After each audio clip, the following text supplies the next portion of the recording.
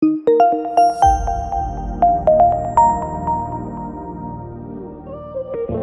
ихэвчлэн энэ дээр ургаж байгаа энэ салаатны навчнуудаа самгипсалд ашигладаг байгаа гэвэл метаан болж шүү.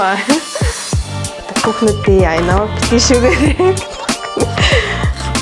Сайн байцгаана уу? За манай галтгоон тавтай морил би та бүхэндээ өнөөдөр өөрийн дуртай салаатаа хийж үзүүлэх гэж байна. За манай гэр бүлийн хувьд болохоор би тэгэд дэлгүүрээс нарийн ногоогоо авдаггүй гэртээ ургуулдаг байгаа. За тэгэхээр та бүхэндээ хэрхэн гэрийн нөхцөлд ногоогоо тарьдгаа харуулъя. За манай энэ төхөөрөмжний хувьд болохоор өөрөө автоматар ингээд тохируулахтай байдаг. Хизээ гэрэл нь унтрах уу, хизээ авсаа услах уу гэдэг. Тийм болохоор одоо арчилгаа маш одоо багтай амар байдаг. За тэгээд маш олон янзын нарийн ногоонуудаа өөрсдөө сонгоод өрсөлхийгээ сонгоод захиалаад тарьж болдог учраас тэрүүгээр бас их гоё гэдэг юм а. За манайх болохоор одоогоор ингээд бууцай, олон төрлийн салаатны навч, базилик ингээд тавьчихсан байгаа. Тэгээд энэ маань болохоор ингээд ийм чулуун хөвөн дээр ургадаг болохоор чулуун хөвөн нь болохоор эрдсээр баялаг. Тийм болохоор манай ногоонууд ч гэсэн эрдслэг одоо ихтэй тийм гоё ногоонууд ургаж байгаа гэсэн. Тэг гэрийн нөхцөлд болохоор бас нөгөө шавж байхгүй. Тийм болохоор бид нэр хими одоо шавжнаас хамгаалах янз бүрийн хэрэгэлдэггүй. Тэрүүгээр бас их давуу байгаа. За тэгэхээр та бүхэндээ тарьсан ногоогоороо салат хийж үзүүлье.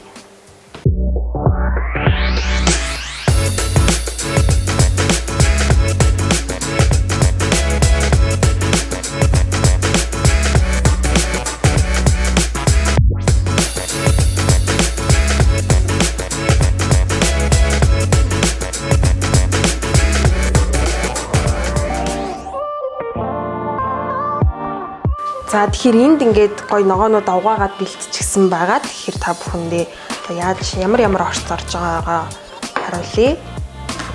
За энэ салаатны орцонд маань болохоор ингээд цагаан сонгон, ягаан сонгон, олив, огурцын, өрлөн помидор тэгээ салаатны навч орж байгаа.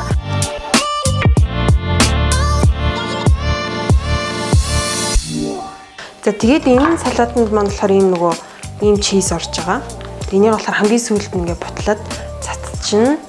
Тэгээд соусны хувьд болохоор юм жоохон юм саур унттай дрессинг авсан. Тэгээд олив ойл бас авч байгаа. За олив ойл ирчихье. Тэрийг нэг ингэсгийгээл магадгүй салат бол тэгээд магадгүй ирчихэж тийм дөө. Тэг би болохоор нэг амар бас банк салат иддэг хүн биш л дээ. Ер нь ихэвчлэн энэ дээр ургаж байгаа энэ салаатны навчнуудаа самгипсалд ашигладаг байгаа. Тэгээд салаатны навчнуудаа болохоор ерөөсөө бүгдээрээ зүгээр ингээл ийм гоё салаатны навчнууд ургадаг. За одоо ингээд бүгдийг сайхан холиод тэгээд холсныхаа дараагаар чизээ цацнаа. Энэ юм кайфтай хэсэг шүү. Тэнг иймэрхүү хат болно доо. За одоо болохоор ингээд сүүлд нь дрессинг явна. Тэгээ жоохон хийхэд болтдоо. За тэгээ жоохон хар перц нэмчи. Би хар перцэн айгуу дуртай байгаа. Та тэгээ ямар басныг амсцгаая.